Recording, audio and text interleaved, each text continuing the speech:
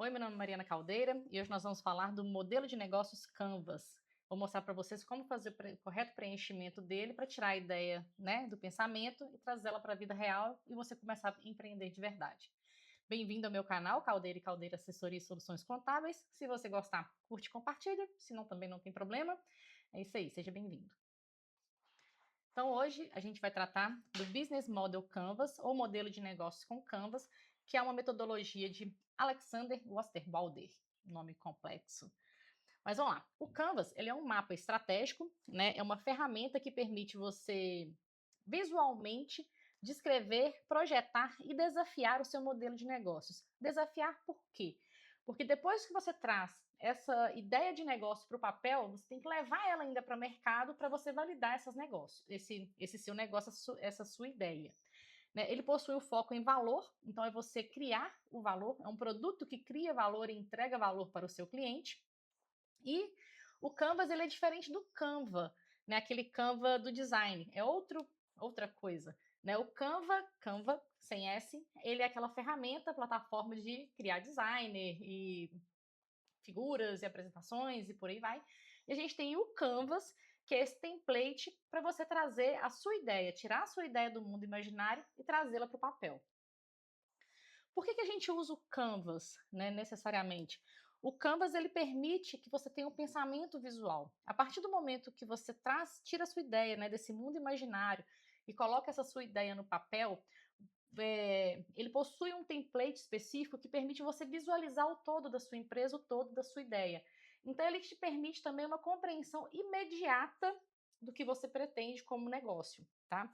O mais importante do Canvas é que ele é uma ferramenta para cocriação, ou seja, não é interessante você fazê-lo sozinho, é interessante que você junte pessoas com habilidades e conhecimentos diferentes, traga elas para uma mesma reunião, para um mesmo momento, e ali se discuta o todo da sua ideia de negócio, tá? É importante também você ter noção, né, lógico, daquilo que você vai empreender, de ponta a ponta, tá? Porque é importante também, depois que você cria toda essa ideia, a gente desenhar cenários mais pessimistas, cenários normais, regulares ou cenários otimistas. Então é importante que você tenha conhecimento tanto da estrutura de negócio, né, quanto de mercado para que você consiga desenhar esses seus cenários. E é importante também o que o Canvas permite é a validação rápida. Então, eu trago toda essa ideia, né? Tiro essa ideia do mundo imaginário, como eu já falei várias vezes, trago para o papel. No que eu consigo visualizar o todo, ele me permite uma validação mais rápida da minha ideia de negócios. Às vezes, quando ela está no mundo imaginário, no mundo dos sonhos ainda, você é tão otimista com aquilo, porque aquilo é um sonho, você deseja que aquilo dê certo. Né? E quando é sonho, a gente normalmente não coloca cenários pessimistas nos nossos sonhos. Então, quando a gente coloca isso, traz isso para o papel, você consegue visualizar melhor, né, essa sua ideia e entender se isso vai funcionar ou não, tá? E mesmo que você, após preencher todo o Canvas, é importante ainda, como eu disse, levar isso para o mercado e validar, porque às vezes na nossa realidade, né, no nosso entendimento, o sonho é tão perfeito que vai dar tudo certo. Mas quando você chega com as suas hipóteses no mercado, ela não é validada. Então, o cliente que você achava que era um cliente, na verdade, não é. Uma proposta de valor que você achava que geraria valor, não vai gerar, né? O Canvas, eu vou mostrar para vocês depois, ele é uma estrutura, ele é um template que ele é dividido em 9 blocos, tá? Então, são 9 blocos que a gente pode agrupar em 4 áreas diferentes, que são os clientes, oferta, infraestrutura e viabilidade financeira.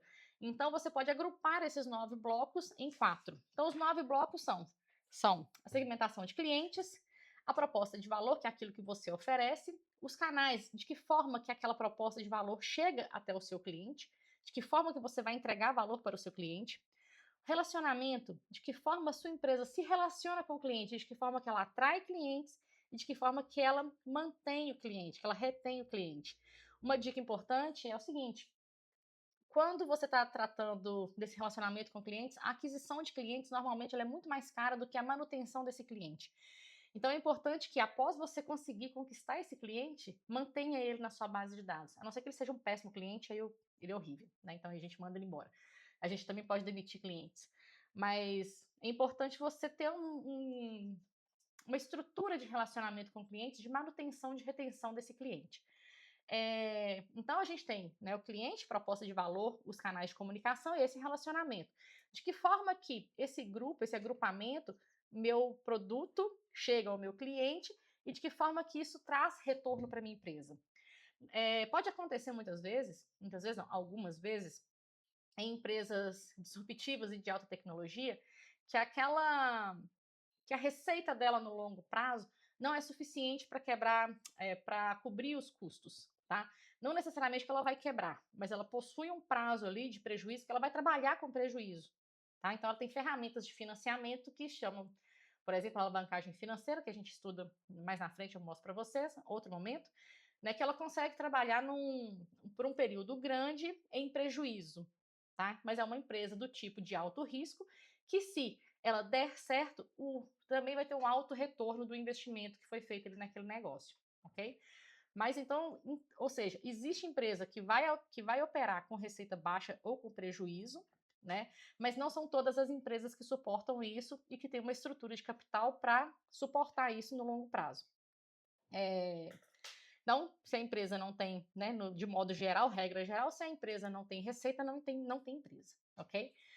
Recursos chaves, atividade chave, parceria, envolve toda a infraestrutura, toda a parte de recursos necessários para produzir o meu valor, atividades, pessoas, equipamentos e tudo necessário para que eu consiga produzir esse produto, e toda a minha rede de fornecedores e apoiadores e parceiros que vai permitir que essa estrutura de entrega de valor seja operacional, tá? Uma outra coisa importante é pensar que, às vezes, o seu sonho, aquele seu produto, aquela sua entrega de valor, ela é maravilhosa, perfeita, só que não existe tecnologia ainda, né, que permita que você trabalhe com com esse seu produto. Então, você não vai ter um produto mínimo viável ainda, tá? Mas pode ser que no futuro você consiga. E isso tudo, né, esses recursos chaves, atividades, parceiros, eles possuem um custo. Então, quanto custa para minha empresa, para esse meu modelo de negócio, quanto é o custo disso tudo? Tá? E por último, a gente avalia se o meu volume de receita ele é suficiente para suportar o meu custo. Tá? Se, no caso, né, fora a exceção que eu disse em relação a empresas de alta tecnologia, empresas disruptivas, de modo geral, se eu não possuo receita suficiente para cobrir a minha estrutura de custos, eu também não tenho empresa, esse modelo de negócio não seria viável neste momento. Então, a gente tem, né? Cadê?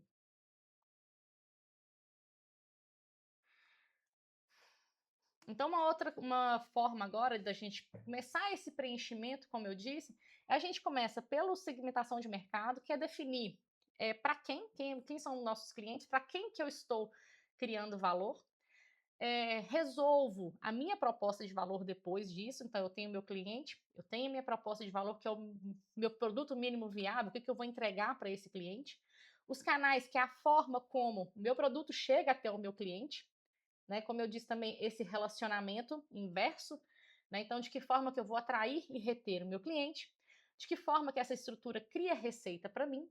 Depois eu venho aqui nos meus recursos-chave, o que eu preciso para fazer essa minha proposta de valor. A minha atividade-chave, que é eu pegar esses recursos e transformar isso realmente na minha atividade de valor, na minha proposta de valor. E meus parceiros, quem são essa estrutura, essas pessoas que vão me ajudar a transformar atividades, recursos chaves em uma proposta de valor e um recurso mínimo viável. E o que isso me custa? O quanto eu gasto para fazer isso tudo?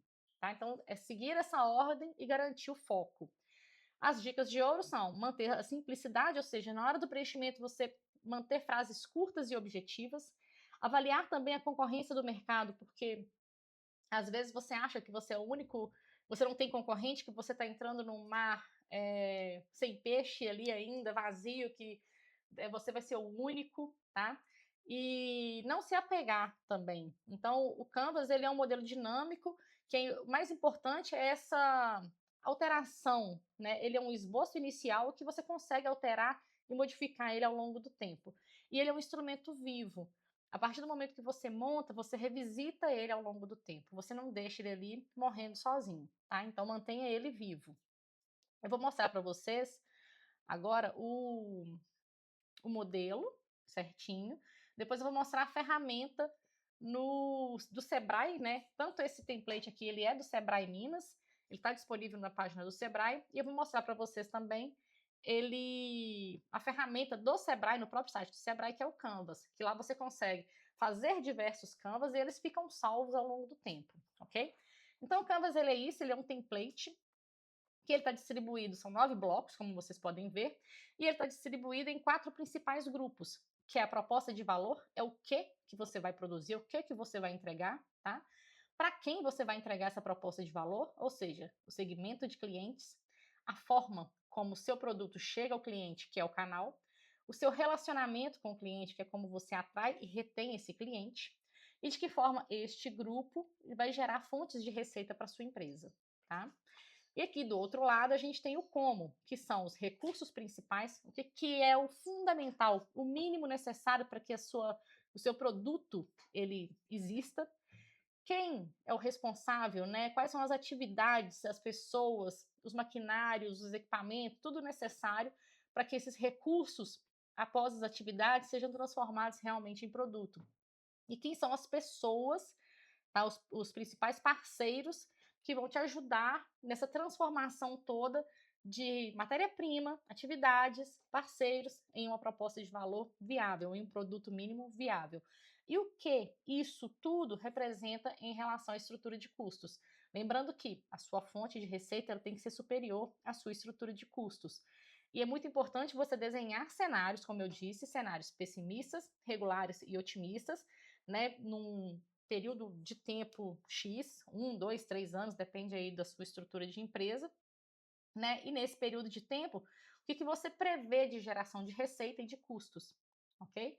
Igual disse, é importante avaliar isso, né? Por exemplo, pessoas que abriram empresas antes da pandemia, sem saber, né? Porque a gente também não sabia, todo mundo foi pego de surpresa aí em relação a essa pandemia mundial, porque pandemia, né? Então ela é mundial.